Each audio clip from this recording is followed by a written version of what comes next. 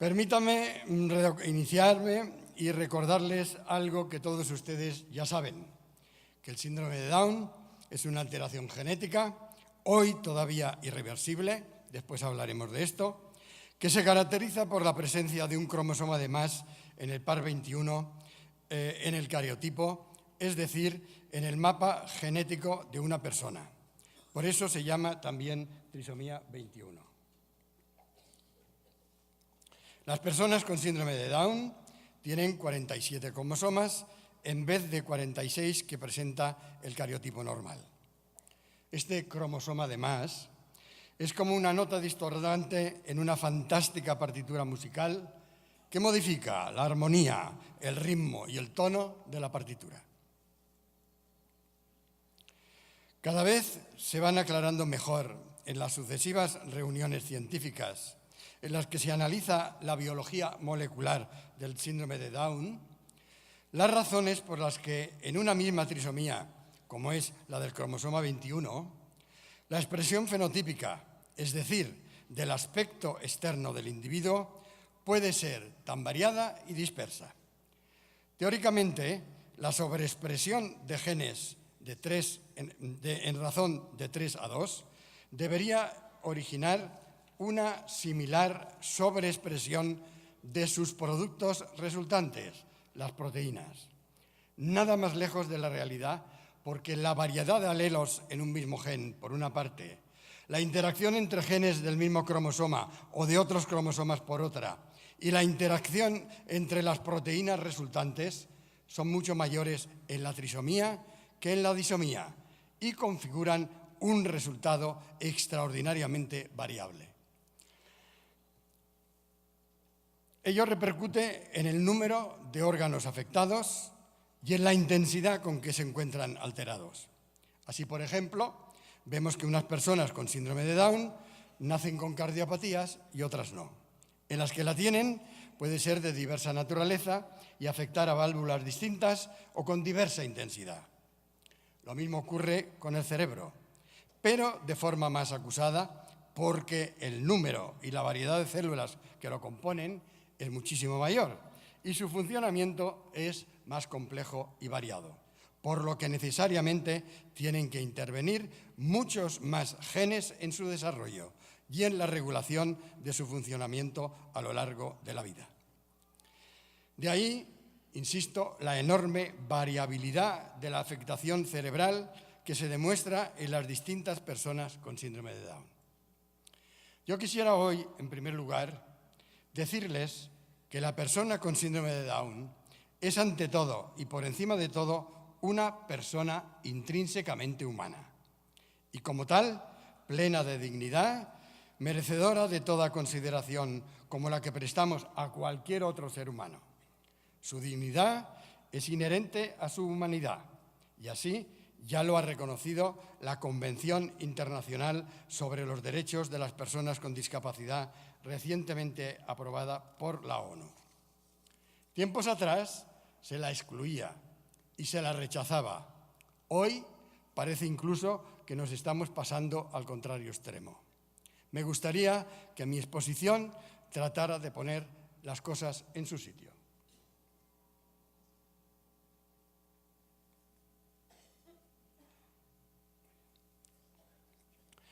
No debemos tener reparo en aceptar que en el síndrome de Down existe una desviación biológica, la trisomía del cromosoma 21, que acarrea una serie de consecuencias anómalas en el desarrollo y función de muy diversos órganos y aparatos del organismo humano. Entramos, pues, nos guste o no, en el terreno de la patología. Y puesto que uno de los órganos más comúnmente afectados es el cerebro, con alteraciones que son visibles y demostrables en el microscopio, en el tubo de ensayo del laboratorio, en las imágenes obtenidas por diversos métodos, habremos de aceptar que algunas de las funciones propias de ese cerebro se verán alteradas en mayor o menor grado.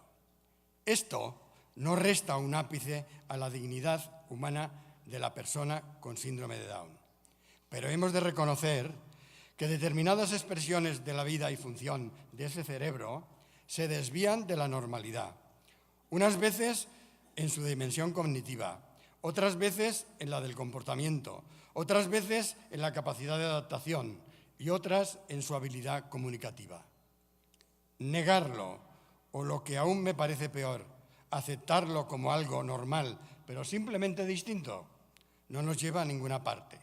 O más bien nos lleva a la inanición y al fracaso de una vida, porque si es normal, ¿por qué se ha de intervenir? Dicho en nuestros términos, si la exploración ecográfica de un recién nacido con síndrome de Down nos demuestra que padece una cardiopatía congénita, nuestra respuesta inmediata es operarla para corregirla.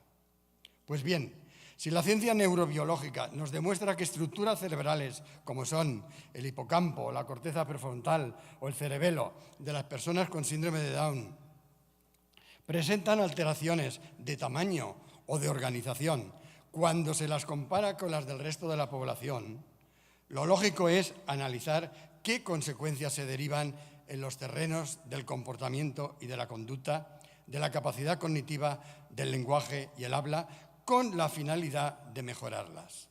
Este es nuestro trabajo, al que yo en particular he dedicado 40 años de mi vida. Aceptar la patología inherente al síndrome de Down no es, pues, minusvalorar a la persona que lo tiene. Es conocerla más para después poder servirle mejor. Reconocer las limitaciones intrínsecas o propias del síndrome de Down es sentar la base para dotarle de recursos y al mismo tiempo es reconocer sus cualidades, tanto individuales como quizás aquellas otras que sabemos que pueden estar también asociadas a su propio síndrome y que son específicas del síndrome de Down. Creo importante en este ejercicio clarificador de los conceptos, porque en un intento, sin duda bien intencionado, de conseguir que la sociedad acepte plenamente a las personas con síndrome de Down, da la impresión de que a veces tratamos de ocultar o negar aspectos que, por otra parte, a los demás les parecen evidentes. El aceptar el problema, iniciamos su solución. Y esto no está reñido con el derecho de todo ser humano a ser distinto, a ser diferente y a tener sus problemas.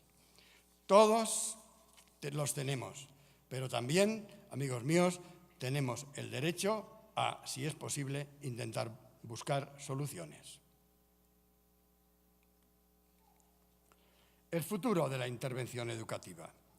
Sin duda nos produce admiración escuchar que la media de vida de las personas con síndrome de Down ha aumentado en más de 20 años durante el último cuarto de siglo, de forma que ahora se encuentra alrededor de los 60 años. Un gran avance.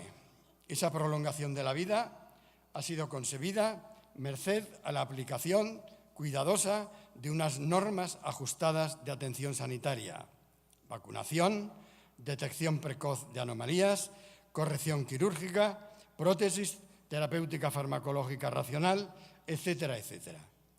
Esto está muy bien y consideramos que se trata de un avance ya irreversible. Por otra parte, los científicos sueñan en el día en que se pueda silenciar el gen A o el gen B responsable de esta o aquella anomalía particularmente perjudicial. Las dificultades para conseguirlo son ingentes, pero cabe imaginarlo. Y van apareciendo nuevas formas de terapia farmacológica conforme conozcamos mejor las posibilidades que el cerebro ofrece.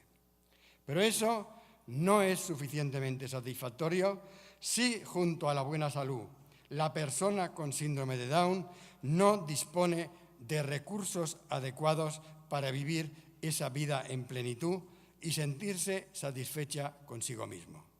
A eso es lo que le solemos llamar ser feliz, tener calidad de vida.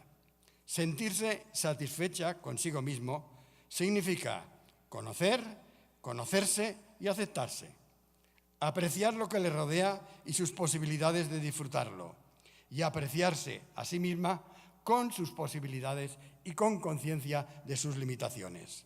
La persona con síndrome de Down que no consigue esto no es feliz. ¿Se sienten más satisfechas ahora las personas con síndrome de Down que hace 25 años? Nos apresuraremos a responder porque la respuesta puede no ser concreta, podemos tener ciertas dificultades y requiere infinidad de matices. Lo único que podemos afirmar con seguridad es que desde fuera apreciamos que efectivamente están más expuestas y próximas a las posibilidades y recursos casi infinitos de la vida ordinaria. La comunicación, el juego, el disfrute de la compañía y de la amistad, el aprendizaje de múltiples habilidades con las que amplían su ámbito de influencia, la apreciación de valores y la capacidad de disfrutarlos, la práctica deportiva, la asistencia a espectáculos, el contacto con lo artístico, la pintura, la música, la escritura e incluso su capacidad para expresarlo por ellos mismos. Los viajes, la vida afectiva, la disponibilidad de un puesto de trabajo remunerado y ajustado a su capacidad. ¿Qué ha significado? ¿A qué se ha debido toda esta portentosa transformación en las perspectivas y en la calidad de vida en una persona con síndrome de Down casi inimaginables hace 25 años? Dos cosas. Una auténtica revolución en la intervención educativa. Dos, la aplicación de la teoría de la especificidad.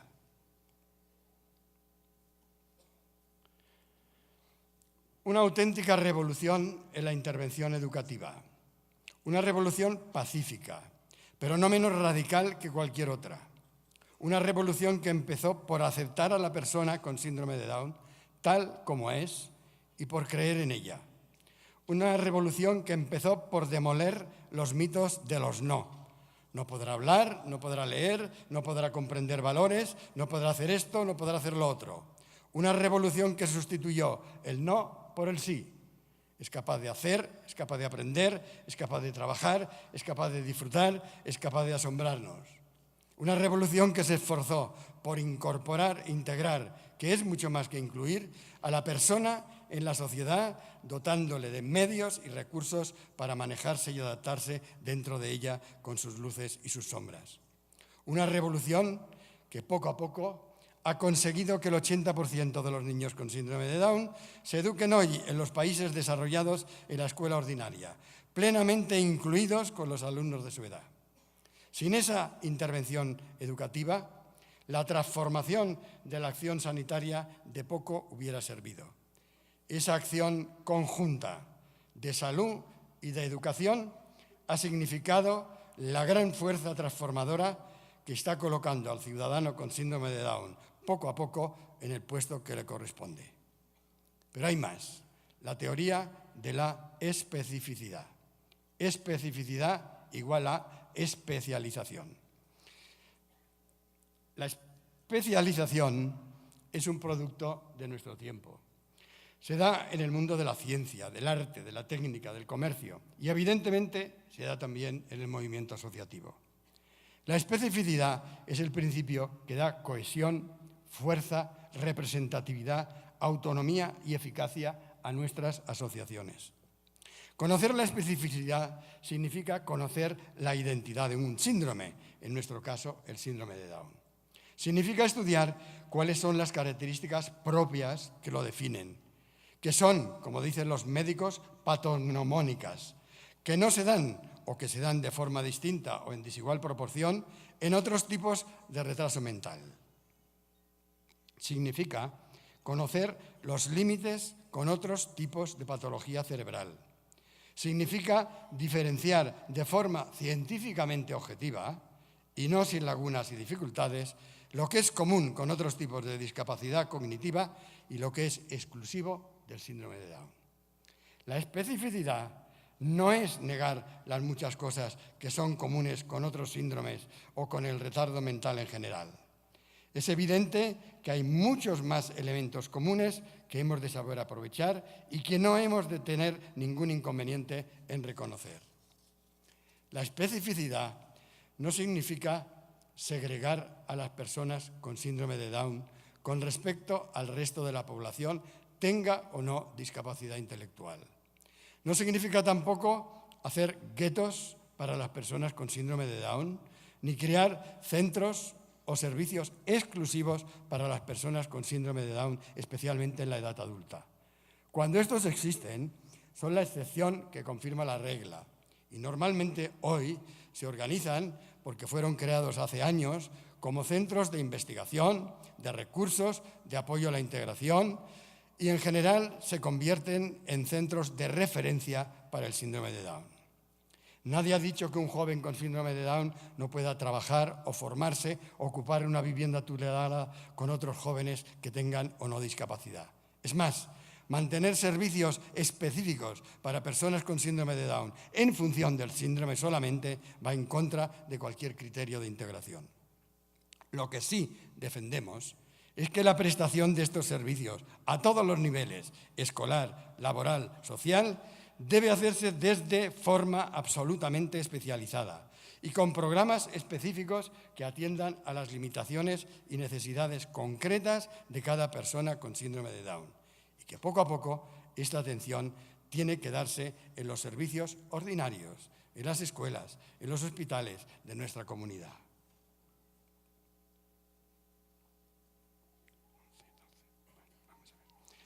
La atención específica a las personas con síndrome de Down es la que ha hecho cambiar ya en los últimos 15 años la imagen de las personas con dicho síndrome y que podamos mirar el futuro con optimismo.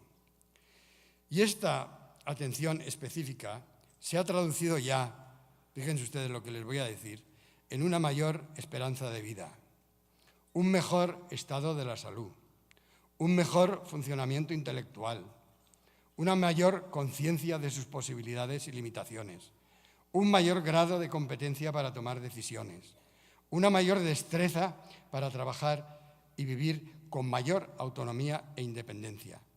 La mayor parte de estas personas sobrevivirán a sus padres y no tienen que ser una carga para sus hermanos. Por lo tanto, tenemos que conseguir que sean lo más autónomas posibles.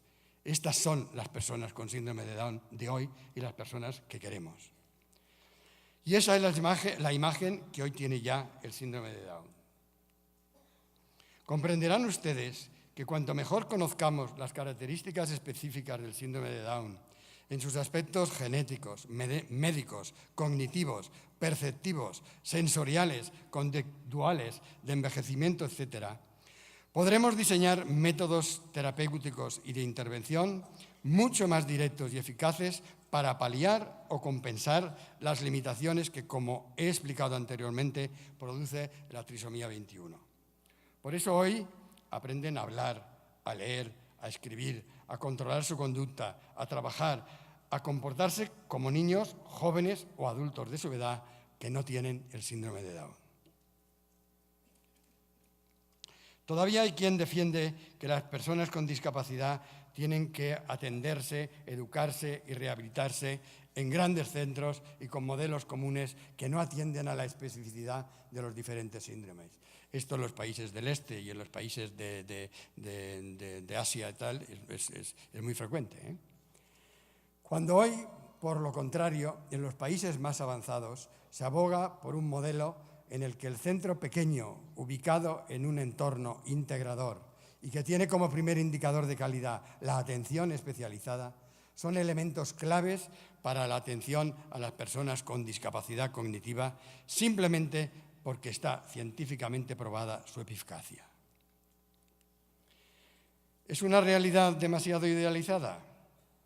He tratado siempre de no dejarme deslumbrar por los casos extraordinarios de personas con síndrome de Down que alcanzan niveles inusuales de desarrollo intelectual y social. Y es que conozco la realidad biológica de la trisomía 21 lo suficientemente a fondo como para percatarme de la enorme variabilidad, como antes les he explicado, con que la trisomía 21 se expresa. Si algo me preocupa en estos casos extraordinarios, que tanto nos apresuramos a airear y destacar en los congresos, todos ustedes deben conocer personajes como que tienen un valor inmenso, pero que son una pequeña parte del síndrome de Down, Pablo Pineda, etc. En cada nación hay algunos que destacan, pero que son personas singulares, ¿eh? Si algo me preocupa, digo, es la imagen distorsionada que pueden dar y las falsas expectativas que pueden originar en muchas familias con siguientes frustraciones. A mí me han venido padres a decirme: ¿y cómo es que mi hijo no es como Pablo Pineda o como Antonio Torres o como cualquiera de ellos? Es que vosotros no tenéis los medios adecuados, vuestros profesionales no están avanzados. Atención, que no hemos de... De ahí que la pregunta colocada al inicio de este párrafo cobre toda su dimensión. Cuando hemos hablado de revolución y transformación provocada por la intervención educativa, ¿estamos realmente en esa media de la población con síndrome de Down? La respuesta es sí, el conjunto. Hablamos siempre, cuando uno habla en una conferencia o los libros, salvo que digan lo contrario, se refieren siempre a eso que llamamos la normalidad en el síndrome de Down. Y el concepto de normalidad es un concepto estadístico, como vosotros veis, que quiere decir que tiene lo que es normal en el síndrome de Down, lo que se da en el 68% de los casos. Por tanto, eso que veis vosotros en la mayoría de vuestros hijos, eso es lo que es típico del síndrome de Down.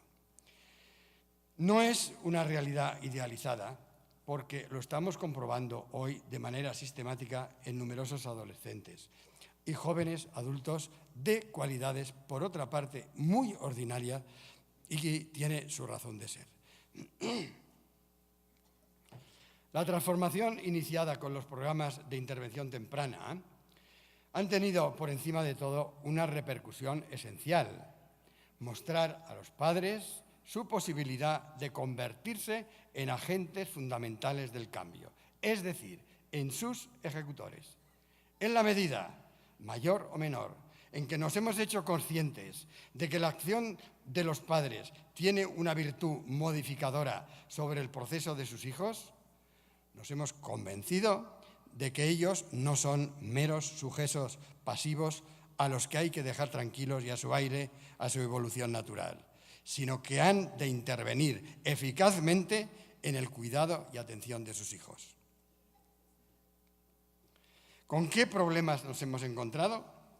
Al margen de los problemas de salud, a los que atendemos puntualmente, según van surgiendo, de acuerdo con los programas específicos de medicina preventiva, los problemas a los que nos enfrentamos actualmente y que hemos de afrontar en un inmediato futuro no son distintos de los que pudieran tener las personas con síndrome de Down de hace 3 o 4 décadas. Lo que ha cambiado es nuestra actitud y nos enfrentamos con los problemas que afectan a los fundamentos mismos de la cognición y del aprendizaje, es decir, a la motivación, a la atención, a la memoria, a la comunicación y en ocasiones a algunos problemas de comportamiento. Esas 4 dimensiones que conforman la base del aprendizaje presentan anomalías en las personas con síndrome de Down en grado diverso y distinto de unos individuos a otros, y con intensidad y expresividad variables según las edades y la experiencia educativa. La moderna investigación neurológica nos enseña y documenta sobre las alteraciones cerebrales que son responsables de estas deficiencias. El estudio de modelos animales del síndrome de Down, especialmente los modelos murinos con ratones, además nos está proporcionando datos con mucha más precisión y nos están mostrando hasta qué punto estas alteraciones se deben a las anomalías cromosómicas propias del síndrome de Down. La grandeza del cambio al que estamos asistiendo consiste en que ante estos problemas no nos quedamos cruzados de brazos. Ante las dificultades en la motivación, en la atención, en la memoria o en la comunicación, diseñamos estrategias, cambiamos el rumbo, ideamos métodos de intervención, modificamos cuestiones muy imaginativas dirigidas todas ellas a mejorar o a enriquecer esas deficiencias. Como consecuencia, la adquisición de conocimiento no permanece estancada, sino que fluye. Y la persona con síndrome de Down, que al principio es objeto de intervención, con el tiempo se va convirtiendo en sujeto y protagonista de su propio cambio, de su propia intervención. Es la propia ciencia neuropsicológica la que también nos enseña que el cerebro de una persona con síndrome de Down no es una estructura inerte y petrificada. Al contrario, es una realidad viva y plástica, modificable y enriquecible.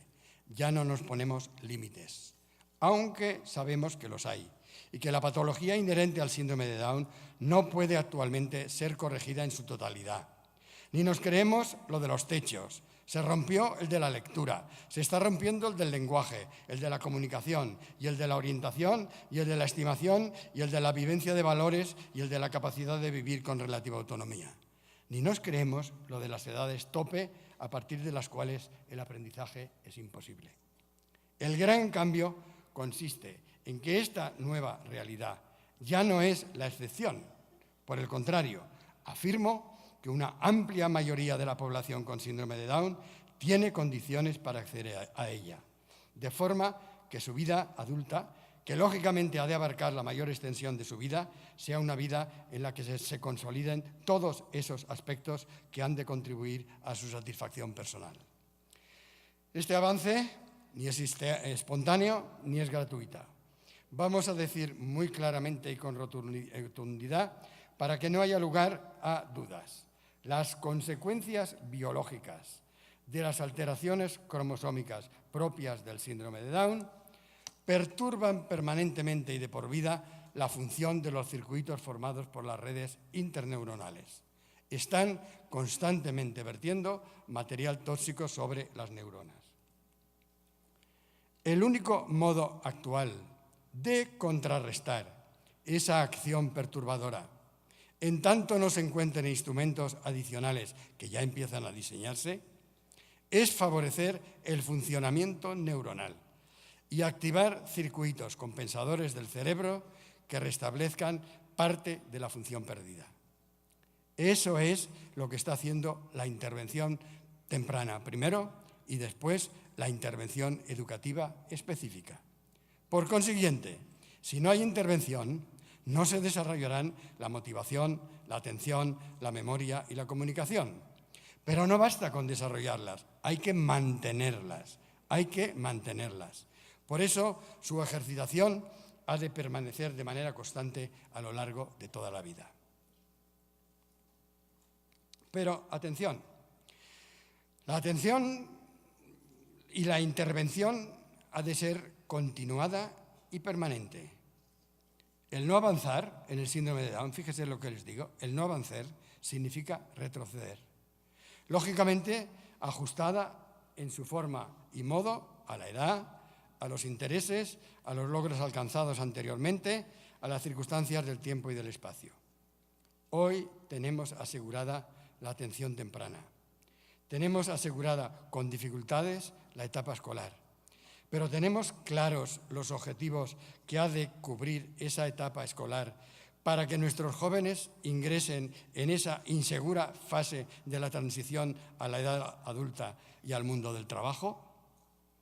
¿O estamos tan seducidos por el señuelo de las adquisiciones estrictamente académicas que se separen lo menos posible de los alumnos de sus compañeros de la clase?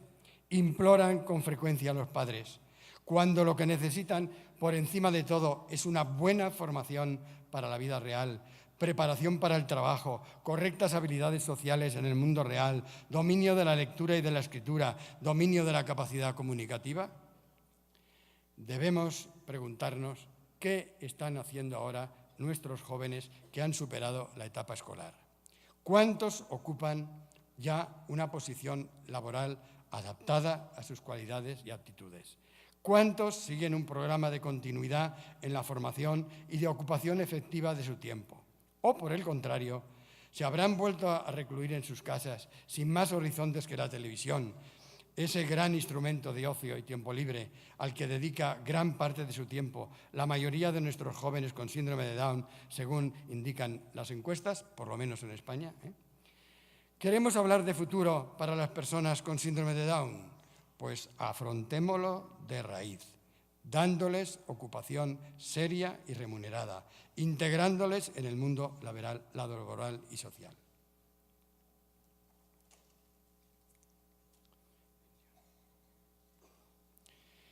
Me he alargado quizás un poco demasiado en describir hoy o describir el hoy de las personas con síndrome de Down, que son sin duda el eje de nuestro trabajo en estos días de congreso en esta bellísima ciudad de Monterrey. Y lo he hecho conscientemente porque tenemos la suerte de tener entre nosotros a dos grandes científicos, primeros espadas, diríamos en España, en la investigación científica. Uno es el profesor George Capone, de la Universidad de Johns Hopkins en Baltimore, Estados Unidos, especialista en farmacología. Creo que no ha llegado, por lo menos no lo he visto. Y el otro es el profesor Jean-Maurice Delabarre, de la Universidad París Diderot de Francia, especialista en genética, este sí que está por aquí, que en sus respectivas intervenciones nos explicarán con detalle hacia dónde se encarrila la investigación y, consiguientemente, el futuro de las personas con síndrome de Down. Permítame destacar y resumir simplemente los aspectos, a mi juicio, más relevantes.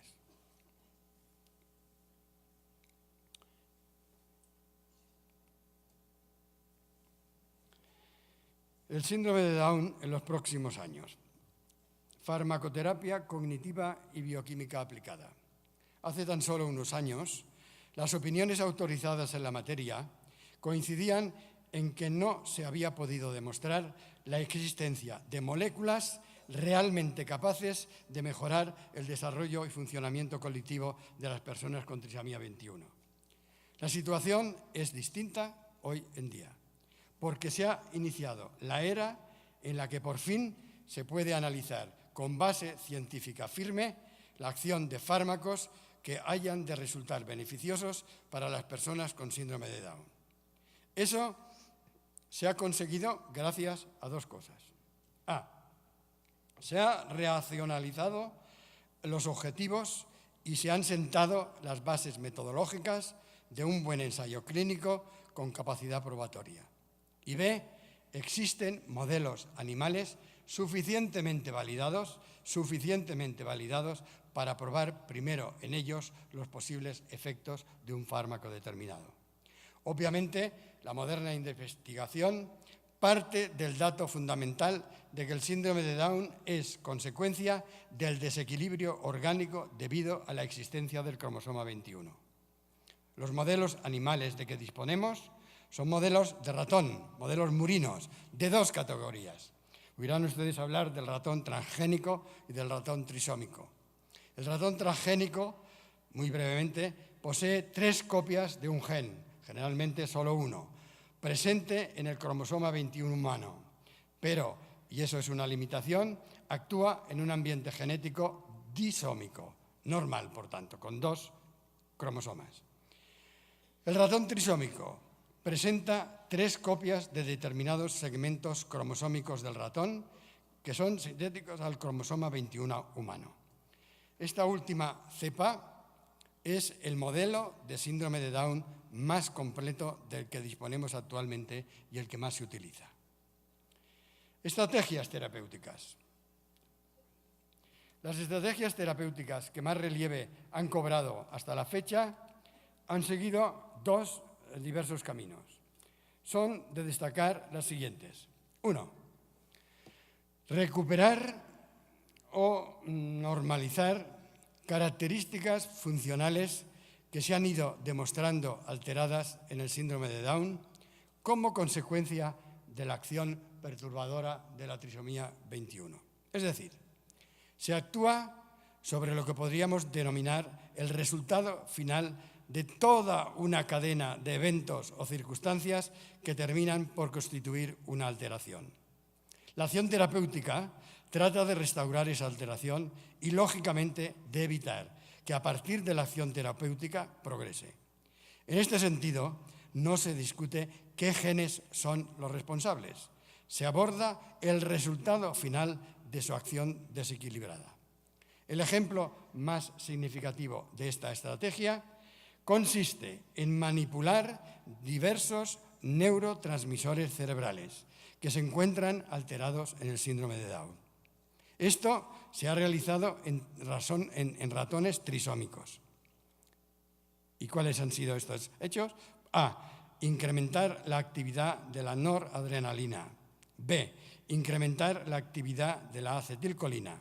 C. Manipular la actividad del glutamato mediante la memantina. Y C.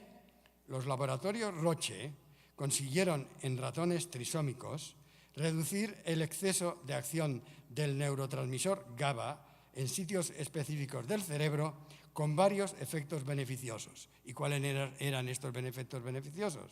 Mejorar la actividad funcional cognitiva, facilitar la transmisión nerviosa a largo plazo, activar la síntesis de neuronas e impedir el declive del número de neuronas colinérgicas. Como consecuencia de estos resultados, los laboratorios Roche han iniciado este año la fase piloto de un ensayo clínico plurinacional sobre una molécula parecida a la utilizada en los ratones. 2. Demostrada la participación de la sobreexpresión de un determinado gen del cromosoma 21 en la difusión cerebral del síndrome de Down, se trataría de controlar o revertir, al menos parcialmente, su acción mediante la administración de un agente que inhiba la actividad de dicho gen. Es decir, se trata de actuar en el origen. ¿Es posible encontrar este gen? Citaré aquí solamente un trabajo experimental que realizó hace varios años Jean-Maurice Delabarre, de la Universidad de París-Diderot, y que puso de manifiesto las propiedades terapéuticas de una molécula que forma parte de la composición del polifenol del té verde, la epigalocatequina galato. Tiene un nombre un poco raro, pero esto es así. Esta sustancia inhibe la enzima codificada por el gen DIRCIA. Posee la cualidad de reducir significativamente los efectos patológicos de la superproducción enzimática determinada por la triplicación de este gen que se encuentra en la zona crítica de la trisomía 21 y que desempeña un papel destacado en el desarrollo cerebral. Los ratones jóvenes tratados muestran una cerebrogénesis menos alterada que las de sus análogos no tratados y próxima a la de los ratones no trisómicos 21. En el plano neurocomportamental se pone de manifiesto unos beneficios significativos en materia de aprendizaje y memorización. La epigalocatequina galato está siendo probado con éxito en un grupo de adolescentes con trisomía 21 estándar en el Centro de Regulación Genómica de Barcelona, por la doctora Mara Diersen y el doctor Rafael de la Torre. Los resultados son prometedores en algún aspecto relacionado con la psicomotricidad y la memoria, pero están pendientes de confirmación. La molécula antes citada es natural, administrable por vía oral y no implica ningún efecto secundario negativo. También se está llevando a cabo en Francia, en Saint-Étienne, en Lyon, en Montpellier, en Niza, en Toulouse, en Burdeos, una réplica del experimento catalán con la participación de 140 adultos con trisomía 21 estándar y en edades comprendidas entre los 18 y los 32 años.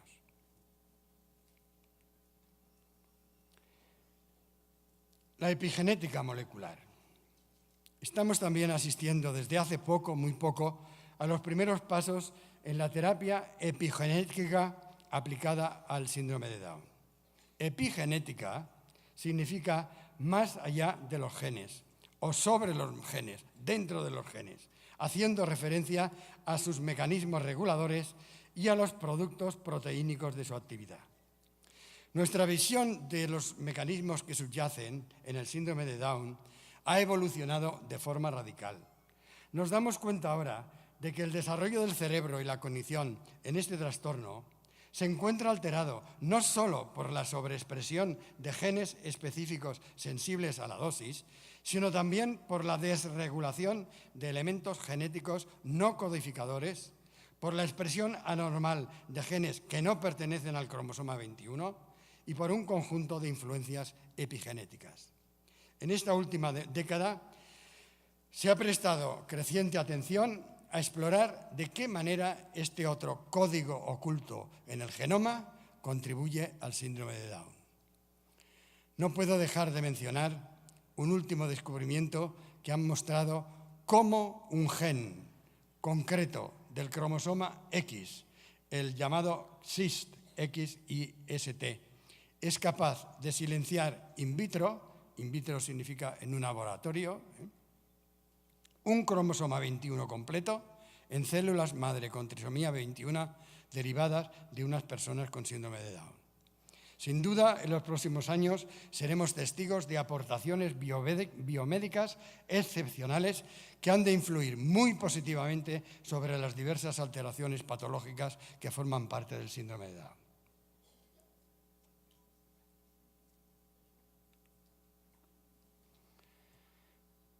Y para concluir, y en resumen, ahora ya es posible corregir la trisomía 21 in vitro y se perfeccionará, por supuesto, el procedimiento en el futuro.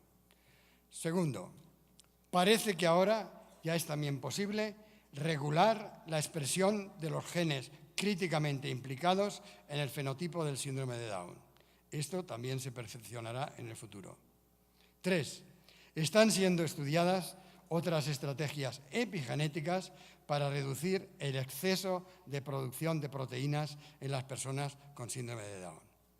Y cuarto, se están estudiando estrategias destinadas a reemplazar las células con trisomía 21 con células disómicas.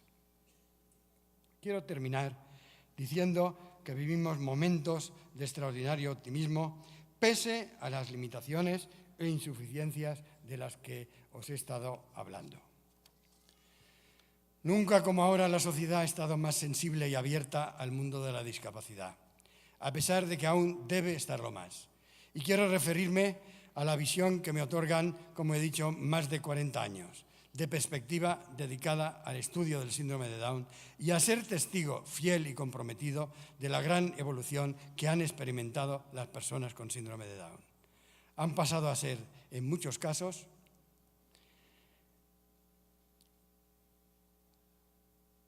de ser, en muchos casos, los tontos del pueblo. Yo me acuerdo cuando empecé en Mallorca, yo recorrí los ayuntamientos de la isla buscando dónde estaban las personas con síndrome de Down. Y muchos estaban en casa. Era una vergüenza tener un hijo con síndrome de Down. No los sacaban de casa. Y los que salían estaban en la plaza, les pasaba allí uno y les invitaba a tomar una copa, eran el tonto del pueblo. Pues han pasado de ser el tonto del pueblo, os hablo de hace casi 40 años, a ser reconocidas como personas capaces de vivir en una vida plenamente integrada en la sociedad, conscientes de sus limitaciones, pero con un proyecto de futuro, capaces de trabajar y de vivir con cierta independencia. Teniendo bien claro que en este juego de fuerzas entre lo que es genéticamente específico del síndrome de Down, lo que es genéticamente propio de cada persona y lo que es propio del ambiente, de la educación y de la incorporación al trabajo, es lo que condiciona que podamos contemplar el desarrollo de las personas con síndrome de Down oscilando entre dos polos, el polo de la especificidad y el polo de la variabilidad.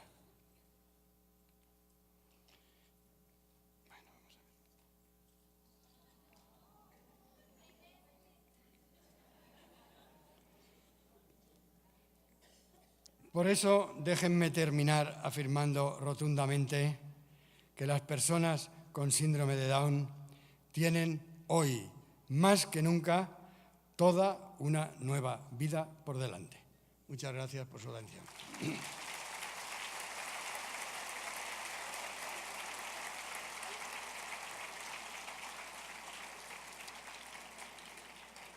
Como sé que hay muchos profesores, maestros y gente interesada, aquí les dejo las referencias. Yo tengo estos libros aquí, si alguien los quiere ver se los puedo dejar para verlos. Este es el síndrome de Down, metodología hacia su normalización, aspectos médicos, neuropsicológicos, farmacoterapia y terapia genética. Muchas de las cosas que yo he explicado están sacadas de este libro. El autor es Joan Rondal, que no ha podido venir. Yo he hecho el prólogo y he intervenido también en este libro. Y después aquí tienen otro artículo que aparece publicado en la revista Síndrome de Down Española, la que lleva el profesor Jesús Flores, que se llama Rehabilitación cognitiva de las personas con síndrome de Down, perspectivas multidisciplinares de normalización. A veces es difícil recoger o saber exactamente, sobre todo para los profesionales, qué es la especificidad, cuáles son realmente. Bueno, ahí está explicado todo esto, Este artículo lo firmo yo como primer autor, pero también es un artículo que hemos hecho en comandita, porque recoge mucha información. Me han ayudado Jesús Flórez y Joan Rondal. Muchas gracias.